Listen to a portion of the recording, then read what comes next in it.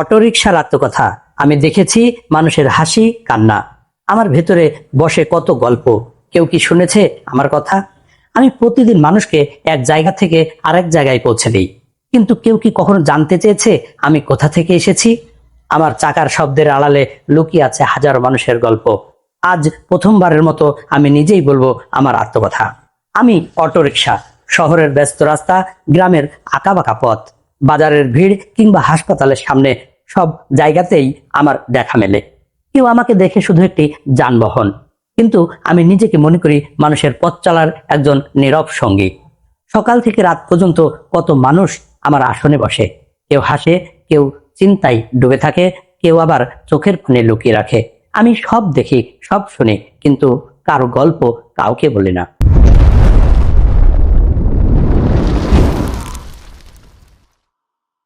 আমার গল্প শুরু হয়েছিল এক নতুন সকাল দিয়ে। সেদিন আমার শরীরে ছিল নতুন রং, চাকায় ছিল নতুনত্ব, আর মনে ছিল অজানা এক পথ চলার স্বপ্ন। আমি জানতাম না সামনে কি অপেক্ষা করছে। তারপর একদিন আমাকে রাস্তায় নামানো হলো।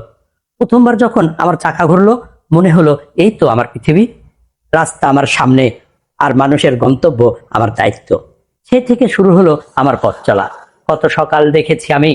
কেউ অফিসে যাওয়ার জন্য তাড়াহুড়ো করে আমার ভিতরে উঠেছে, কেউ সন্তানকে স্কুলে পৌঁছে দিতে আমার উপর ভরসা করেছে, কেউ বাজারের ভারী ব্যাগ নিয়ে আমার পাশে দাঁড়িয়ে বলেছে, ভাই একটু বাড়ির সামনে নামিয়ে দেবেন। আমি কাউকে ফিরিয়ে দিইনি, কারণ আমি জানি আমার জন্য হয়তো এটি একটি ছোট্ট যাত্রা, কিন্তু সেই মানুষের কাছে গন্তব্যটি অনেক গুরুত্বপূর্ণ। কখনো আমার ভেতরে নতুন প্রেমের গল্প শুরু হয়েছে। দুজন মানুষ পাশাপাশি বসে আস্তে আস্তে কথা বলেছে। আমি নীরবে তাদের সেই মুহূর্তে সাক্ষী হয়েছি। আবার কখনো দেখেছি একজন মানুষ একা বসে জানালার বাইরে তাকিয়ে আছে, চোখে তার অজানা কষ্ট। আমি তাকে জিজ্ঞেস করতে পারিনি কি হয়েছে, শুধু ধীরে ধীরে তাকে তার গন্তব্যে পৌঁছে দিয়েছি। আমি হাসপাতালের পথও চিনি। কত মানুষকে অসুস্থ স্বজন নিয়ে ছুটতে দেখেছি। কেউ উদ্বিগ্ন, কেউ ভীত, কেউ প্রার্থনা করছে। সেই সময় আমার প্রতিটি চাকার ঘূর্ণন যেন বলে আর একটু দ্রুত পৌঁছাতে হবে। আবার আমি আনন্দের দিন দেখেছি। বিয়ে বাড়ির মানুষকে নিয়ে ছুটেছি, শিশুর জন্মের সুখবর শুনেছি, কেউ নতুন চাকরি পেয়ে আনন্দে ফোন করেছে। মানুষের জীবনের সুখ দুঃখ সবকিছুর মাঝেই আমি থেকেছি। কিন্তু আমার নিজের জীবনের গল্প, সেটা খুব সহজ নয়। সারাদিন রাস্তায় চলতে চলতে আমার শরীরে জমেছে ধুলো। রোদের তাপে গরম হয়েছি, বৃষ্টিতে ভিজেছি, শীতের কুয়াশায় কেঁপেছি। কখনো দীর্ঘ যানজটে ঘন্টার পর ঘন্টা দাঁড়িয়ে থেকেছি।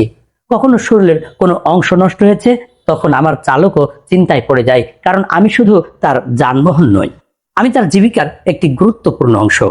আমার চাকা থেমে গেলে তার পরিবারের আয়ও থেমে যেতে পারে। তাই মেরামত শেষে যখন আবার আমার ইঞ্জিনের শব্দ শোনা যায়, তখন আমারও মনে হয় আবার শুরু হলো পথ চলা। সময়ের সঙ্গে আমি পুরনো হয়েছি। আমার গায়ে আঁচড় পড়েছে, রং বিবর্ণ হয়েছে, আসনের চেহারাও বদলে গেছে, কিন্তু একটা জিনিস বদলায়নি, মানুষকে গন্তব্যে পৌঁছে দেওয়ার ইচ্ছা। আজও যখন কেউ আমার কাছে এসে বলে, ভাই যাবেন, আমার মনে হয় হ্যাঁ, আমি এখনো প্রয়োজনীয়। হয়তো আমি দামি গাড়ি নই, হয়তো আমার গতি খুব বেশি নয়, কিন্তু আমার চাকার সঙ্গে জড়িয়ে আছে একজন চালকের সংসার, একজন যাত্রীর প্রয়োজন, একটি শিশুর স্কুলে যাওয়া, একজন শ্রমিকের কর্মস্থলে পৌঁছানো, আর কখনো কখনো কারো জীবনের অত্যন্ত গুরুত্বপূর্ণ একটি মুহূর্ত। তাই আমাকে ছোট করে দেখবেন না, কারণ আমি শুধু একটি অটোরিকশা নই, আমি মানুষের চলার পথে একজন নীরব সহযাত্রী। আপনি কি কখনো অটোরিকশায় বসে এমন কোনো স্মৃতি তৈরি করেছেন যা আজও মনে আছে? হয়তো সেই স্মৃতি আনন্দের, হয়তো কষ্টের, হয়তো ভালোবাসার। আপনার সেই গল্পটি কমেন্টে লিখে জানান। ভিডিওটি ভালো লাগলে একটি লাইক দিন, আপনার বন্ধুদের সঙ্গে শেয়ার করুন। আর আত্মকথা পরিবারের সঙ্গে থাকতে এখনই পেজটি ফলো করে রাখুন। যারা ইউটিউব থেকে দেখছেন তারা চ্যানেলটি সাবস্ক্রাইব করুন। দিন শেষে আমি আবার কোনো এক রাস্তার পাশে দাঁড়িয়ে থাকি। মানুষ ভাবে আমি বিশ্রাম নিচ্ছি, কিন্তু আমি অপেক্ষা করি পরের যাত্রীর জন্য, পরের গল্পের জন্য, পরের গন্তব্যের জন্য। কারণ আমার জীবন থেমে থাকার জন্য নয়, আমার জীবন চলতে চলতে মানুষের গল্প বয়ে নিয়ে যাওয়ার জন্য। আমি অটোরিকশা, আমার চাকা ঘোরে রাস্তায়, আর আমার স্মৃতিগুলো জমা থাকে মানুষের জীবনে। এমনই অজানা গল্প নিয়ে আবারও ফিরে আসবো। ততক্ষণ পর্যন্ত ভালো থাকুন, নিরাপদে চলুন। আত্মকথা, যেখানে প্রতিটি জিনিসেরই একটি গল্প আছে।